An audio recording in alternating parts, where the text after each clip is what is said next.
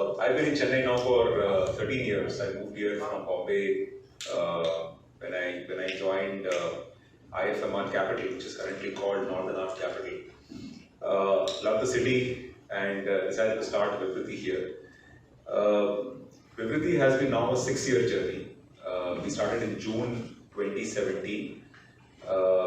We are a slightly unusual NBFC in the sense that we don't deal with the segments that you typically hear about, and which is why I spent some time on not just the numbers but the business model, so that everybody's clear about where we stand. But first, numbers. We are a 6-year-old company. We are audited by KPMG. We have a gross asset book of 5,850 crores or thereabouts, with a net worth of a little over 1,500 crores, gearing of 3 times, capital adequacy beyond 25%, a credit rating of A from 2 rating agencies, ICRA and CARE, and well capitalized as well as levered by a very large number of lenders as well as HNI investors. Today, Vivriti, in addition to the institutional lenders and investors that you see on the screen, we also have more than 1,700 HNIs who have subscribed to our bonds through the private placement route in the past. Pertinent to note, as many of you would know who track NBFCs, that RBI mandates a minimum capital adequacy of 15%, which can be done through a combination of equity and subordinated debt. Happy to let you know that we are well over 25%, which makes the company much safer. And that number is almost entirely Tier 1 capital, which is pure equity. What does the group look like? The parent company is Vivriti Capital Limited, which is also the issuer for the NCDs that we will talk about soon. We have a subsidiary called Vivriti Asset Management, which is a fund manager for alternate investment funds. And finally, we have an associate company called Crore Private Limited, also based out of Chennai, which is a digital marketplace for debt. Here is a sense of the milestones that we have covered since the day we started. We started, as I said, in June 2017. We got our NBFC license from RBI in January 2018, and shortly thereafter commenced business in lending. In January 2019, we raised our first round of equity. Our Series A round was one of the largest Series A rounds at the time, which was around 300 crores of equity. In the first round itself, from a US-based private equity fund called Creation Investments. Shortly thereafter, we got an A- rating from ICRA. In March 2020, just a few days before the country shut down for COVID, we got our second round of equity. Light Rock Investments put in 350 crores and Creation added 100 crores, making it a 450 crore round, Series B. And this kept us very, very well capitalized during the period of COVID, which was a tough time for all of us. Our assets under management crossed 5,000 crores in March 22 itself, and subsequently in March and May 22, we raised more equity, which is when TVS Capital came in, and Mr. Gopal Srinivasan, whom all of you know very well, I'm sure, joined our board of directors as well. ICRA subsequently upgraded us to an A rating in June 2022, and we have continued to grow since then, build scale, build profitability, and finally in May 2023, we took a decision to convert to a public limited company for the purpose of the issuance that we will speak about shortly. Now coming to our business model. What's our model all about? This is where I'm going to spend a few minutes because all of you are familiar with Shriram, with Sundaram, with Chola, with Hinduja, right? Hinduja finances trucks, Chola finances trucks, Chola also has a home equity business, Sundaram finances trucks, has a machinery finance portfolio, right? And Shriram finances used trucks, whereas Shriram City Union Finance, erstwhile, which got merged, was a MSME lender. Now we are none of these. We finance corporates, right? We focus on corporates that are cutting across a wide array of businesses, ranging from shipping, mining, engineering, pharma, healthcare, trading, retail, apparel, processing, FMCG, financial services, infrastructure, road development, port development, civil works, electricals. These are the kind of companies that we lend to. These companies are typically companies with anywhere between 100 crores to nearly 3,000 crores of revenue. Right? As you can see, a retail lender lends in lakhs. Our average ticket size is 3.5 crores. That itself should give you a sense of the segment that we are operating at. Now, when we lend to these companies, we typically lend to them using term loans, but we also provide to them a wider array of products, right? Because our customer is a complex animal. They want a lot more by way of services and products that can cater to their specific needs. And therefore, we must be flexible from a product perspective. So we have over time launched more and more products. We launched term loans, we launched working capital, we launched vendor finance, dealer finance, securitization, co-lending, NCDs, commercial paper, recently leasing, recently factoring. These are all products that we have launched over the last 5 years to continue to cater to a wide array of needs that our customers require. Right?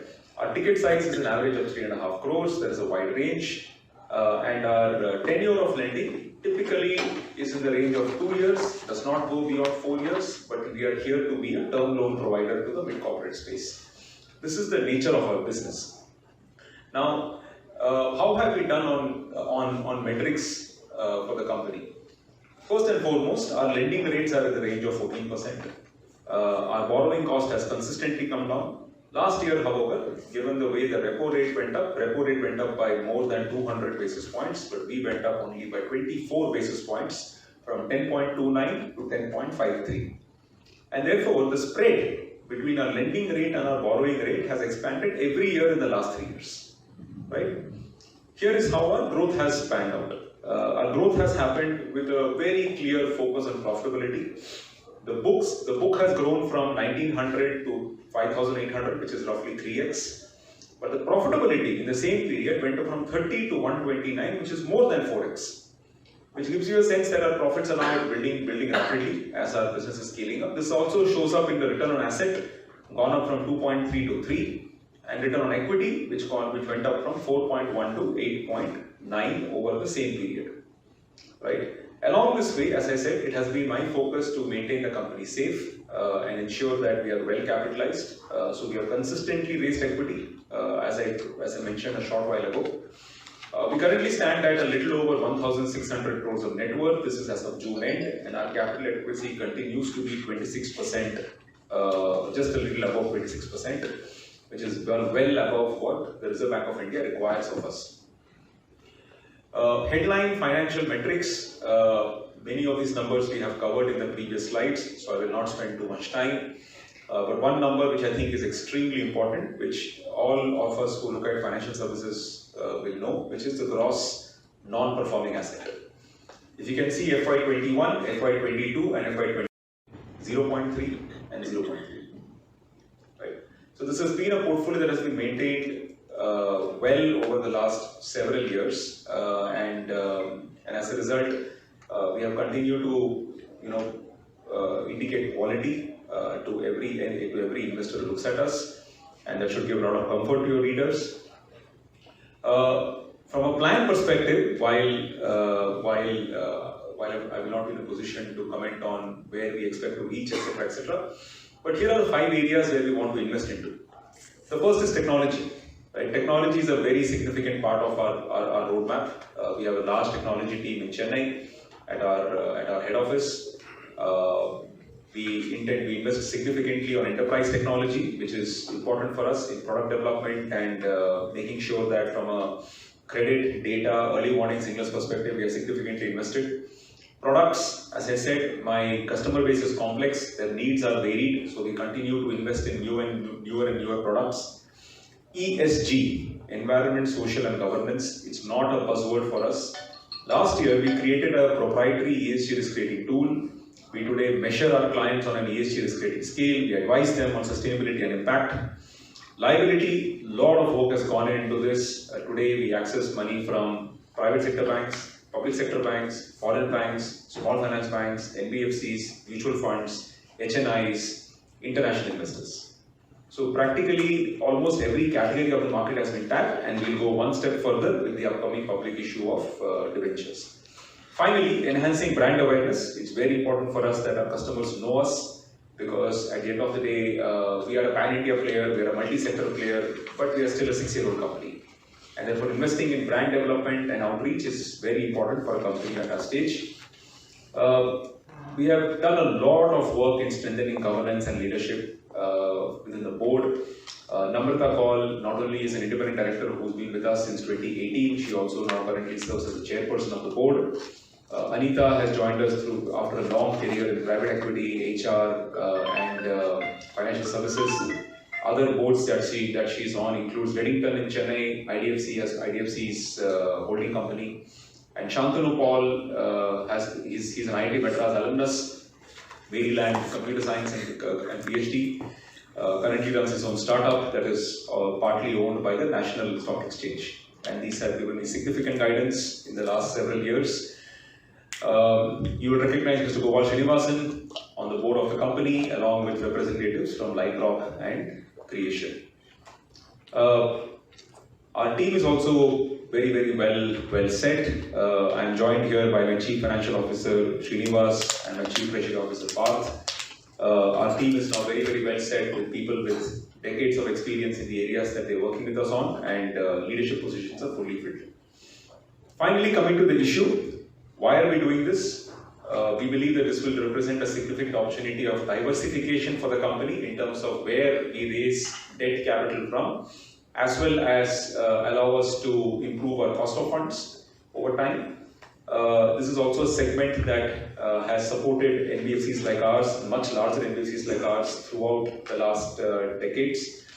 And with bond markets opening up for A-rated companies, we think it's a good opportunity. We have also made this issue very friendly, right? Since we are a first-time retail debenture issuer, we have not tried to make it a very long tenor, so that people are able to see their money come back faster. So only 18 months and 24 months.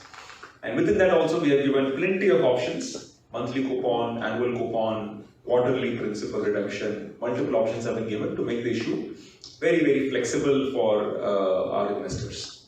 Right? And we hope that this will be a success. The issue launches on 18th of August. As Samir mentioned, we have an option to close early if we see subscriptions, and hence it's on a first-come, first-served basis. But the issue will otherwise remain open till 31st of August. Right? That's it from me. Quite successful. We've also seen the emergence of online bond platforms that are seeking to harness this market well. And we've also seen SEBI reduce the entry ticket size even for private placements, which came down from 10 lakhs to 1 lakh recently, right? So very clearly, I think the market is gearing up for financialization of savings, which can move into capital markets. And the more it happens, I think the better for all of us. In terms of pricing, the cost advantage for you, when you switch from banking towards the capital marketing, how will it play out? So I think it is a cycle, if you ask me to be fair. As on today, we don't have a benefit, right? Because it's our first issuance, and therefore we are also being a bit generous so that we get the right outcome for the first transaction. Now what happens is that banking and capital markets follow cycles, and they follow different cycles. When sometimes capital markets are much cheaper than what banks can offer, and sometimes the reverse happens as well, right? So if a company has access to both sides, the company can switch. Right? Today, at an A rating, we do not have the level of access to capital markets that a AA or a AAA company has, so we are more dependent on the banking channel. We would like to have that flexibility as a company. You went to startups also, your profile customer? Not really. We are focused more on more mature companies. We would like to focus on companies where the business risk exists more on execution, rather than on the model itself. Right? Startups carry a lot of model risk because the business model is not discovered yet. We would like to take more risk on execution of the management team and the promoter rather than the model itself. You said 75% of these proceeds you are going to get from this issue. Yes. For repayment of loans and interest, principal amount, etc. What about 25% other expenses, other general purpose expenses? What is that? In reality, sir, most of the issue really goes for business growth, right? The company, from a use of proceeds perspective, usually retains some flexibility in case other general corporate purposes are required. But in reality, what happens is that most of the issuance really goes towards asset creation and growth. Why NCD? Why not equity? Equity happens typically at points of time where the capitalization of the company has to increase. As I mentioned to you, we are already at 26% capital adequacy versus an RBI requirement of 15%. So we are actually significantly capitalized. So this is a point for us to raise debt and not equity. But if capital adequacy comes down, then we will definitely have to raise equity. Will you go for equity in future? Certainly, sir, if we grow well, we will have to keep raising equity because our growth rates have exceeded the ROE. Right, so our ROE currently is nearing 10%, but our growth rate last year was 53% on asset. Right, so naturally, we had to raise equity last year, and we raised equity in March and May. If the growth rate exceeds ROE, we will have to raise equity. Is there any plan for IPO? I'm sure at some time, not today. There are no plans as of today. So now your net NPA is 0.00. 0.08. Which is the sector? Which is it? Contributor. Actually, our gross NPA, which is I think approximately 18 crores as of March, right, has substantially come from three sectors. I think retail, financial services, and probably one small, I think retail services and financial services. So the three sectors. But frankly, I think the amounts are so small that it's difficult to draw any trend from this. But 18 crores is not a small amount. 18 crores on an overall balance sheet of 5,800. You're right, it's not a small number. But at the end of the day, it's difficult to draw a trend from it because it's not a meaningful percentage. Has it been provided for, and can it be recovered? So the unprovided amount represents our confidence in recovery, right? So between 0.31 and 0.08, that's a provision. That's the amount that we do not think we can recover. The 0.08 that's left is the amount that we are confident we will recover. That's why we have not provided. You said so many portfolios you are lending, corporates. So which is a major lender, major loan taking portfolio? Good question, sir. And frankly, I don't have an answer for you because what happens is that the choice of sectors depends on the economy, government policy, and where the industry is spending. Let me talk about right now. Right now, what are we seeing in the market? The government is pushing actively for the construction of airports and roads from their own corpus using Airports Authority of India as well as NHAI. The government has done significant power sector reforms. So State Electricity Board receivables have sharply come down. The government has done significant reforms on fertilizer. So fertilizer subsidy has sharply come down. The government has done a significant amount of work on PLI, performance linked incentive schemes for electronics manufacturing, auto manufacturing, EV manufacturing and so on. Textiles too. Textiles too. Textiles Textiles as well, yeah. So going by this, these are the sectors where we will be bullish. So HAM projects, C&I projects, right? Road, infrastructure, port, marine, airports, right? Renewable energy, right? Textiles, electronics manufacturing, EV manufacturing, solar modules manufacturing, right? These are the spaces where we will be bullish. Similarly, the private sector is significantly working on logistics because India today has one of the highest logistics costs in the globe at 8%, 8 to 9%. We are trying to bring it down to 5 to 6%. So both technology-oriented companies as well as physically warehouse-oriented companies are doing